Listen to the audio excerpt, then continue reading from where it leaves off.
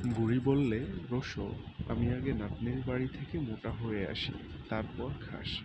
এখন খেলে তো শুধু হাড় আর চামড়া খাবি, আমার গায়ে কি আর কিছু আছে? শুনে ভালুক বললে, আচ্ছা, তবে মোটা হয়ে আয়, তারপর খাবো এখন।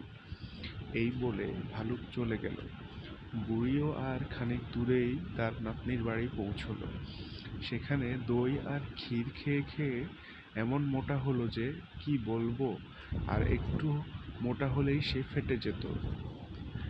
তাই সে তার নাতনিকে বললে, ওগো নাতনি, আমি তো বাড়ি চললুম, এবারে আমি চলতে পারবো না, আমাকে গড়িয়ে যেতে হবে।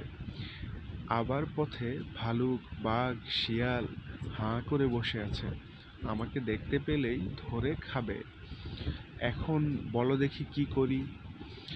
নাতনি বললে, ভয় কি দিদিমা, তোমাকে এই লাউয়ের খোলটার ভেতরে পুরে দেব, তাহলে বাঘ ভালুক বুঝতেও পারবে না, তোমাকে খেতেও পারবে না।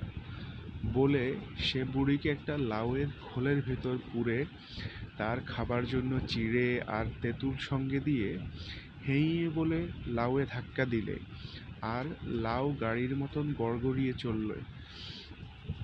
লাউ চললে, আর বুড়ি তার ভেতর থেকে বললে, লাউ গড় গড়, লাউ গড় গড়, খাই চিড়ে আর তেঁতুল, বিচি ফেলি টুল টুল, বুড়ি গেল ঢের দূর।